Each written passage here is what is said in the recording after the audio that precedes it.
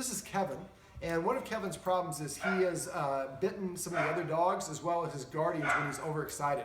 One of the times the dogs often get excited is when people come to the door, because that doorbell or the knock represents the excitement of a guest about to arrive.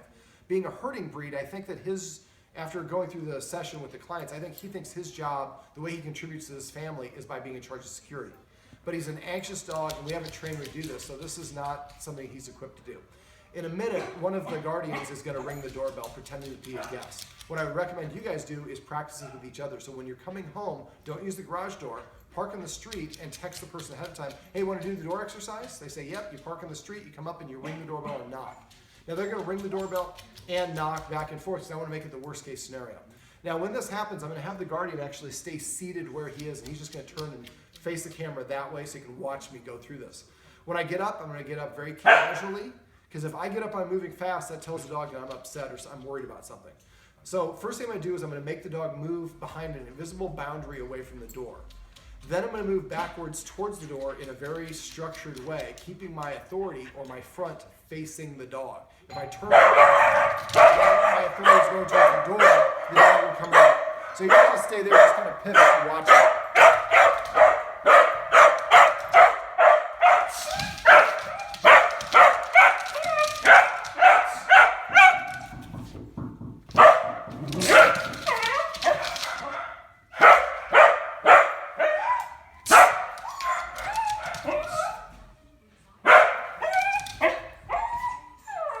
Stationary, when he's stationary, I can take a step backwards. Never step back when he's moving forward. We have an opening over here. I am blocked off.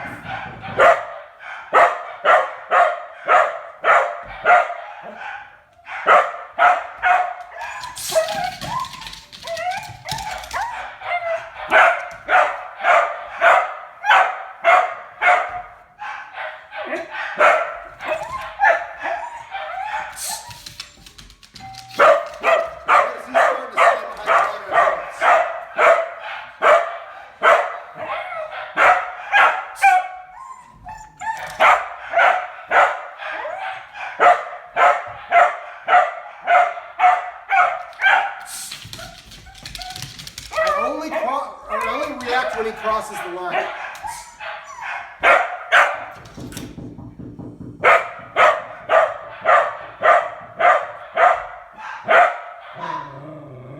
If you slap the door, you might have to stand up if that's the case.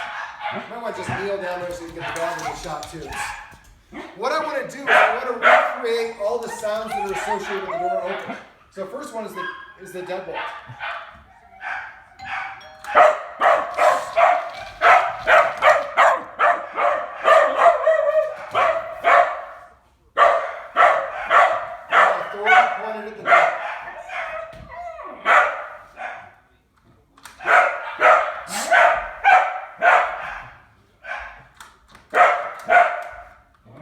What I'm teaching him is, just because you hear the sound doesn't mean you can approach the door. Next step is the handle. Sorry. I want to do it as noisy as I possibly can and keep my authority pointing towards him. When I go to open it, I shift over and I open it just a crack.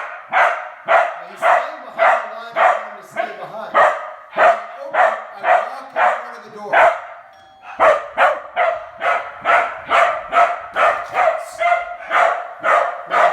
Still facing me.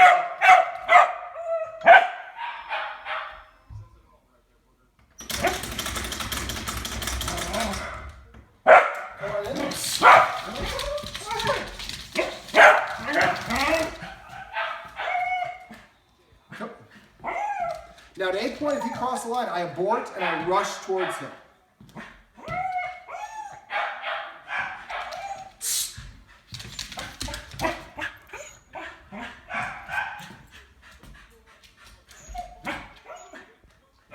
Now, as you see, I didn't say this earlier because he was barking so much. I don't care about the barking so much. That will eventually subside. All I care is he stays on this side of this line and on that side of that line. Now, we've laid down some chairs here because this is a big open area. It's too hard to defend. Eventually I can take one of the chairs away, then a second chair away, and a third chair away. But you see, he's starting to respect. He's probing to determine where the boundary is. So that's how he learns, is by me correcting him. You may want to put painter's tape down temporarily so you both know exactly where it is for about a week or so. And if he challenges me more, then I will go beyond the line. But I usually try to stop enforcing at the line. And again, I'm trying to take one big bold step when I go forward or backwards. Now, this is not my wife. She's not that foolish. But if let's say this is a guest or a family member, I want to interact with them. If I would like to hug them, I'm going to keep above the neck facing the dog, and I would turn with my chest to hug. If I wanted to give a kiss, I would keep below the neck facing the dog, and I would turn and kiss with my mouth. I guess that's always how you kiss. Now don't move. What I just did there wasn't the best move. You want to be moving suddenly, and don't stop until you get the dog across the line. If you slow down and stop when you get to the dog will not move back. The suddenness is what moves the dog back. Now he's still barking, but it is much more subdued, and you can hear there's a little hesitation like there underneath his bark because he's not doing the full-throated bark. So we can go ahead and come on in. Now, my rule, excuse me, is the dog cannot interact with the guest till the guest crosses this line or this line. So if you have somebody that comes over who's afraid of dogs, they don't have to interact with your dog at all. You just say, well, our dogs are not allowed to cross the line. You're like, how do you get your dog to respect invisible lines? You're like, well, we hired doggone problems. But no, we're just teaching the dog the behavior we want them to display. Look at that, stopped at the line. Because we recreate the situation, and when the dog makes a mistake like there, we help them correct it. Most of the time when we try to do these sort of things, we do it in the moment when a real guest is here. When a real guest, you're not going to answer it backwards and make them wait that long. This is like one of the coldest days of the year. Sorry to make you stay outside. This is why it's important. Like I said, we talked off camera. We help our kids practice table manners and social interactions and all sorts of stuff. We don't think about teaching our dogs, but we have to kind of recreate situations, help the dog practice it by breaking it down step by step. So the first step is you have to stay outside the line. Second step is me moving back towards it. Third step is actually clicking this deadbolt and then the handle, then opening a crack, then opening it all the way, then jiggling the next handle.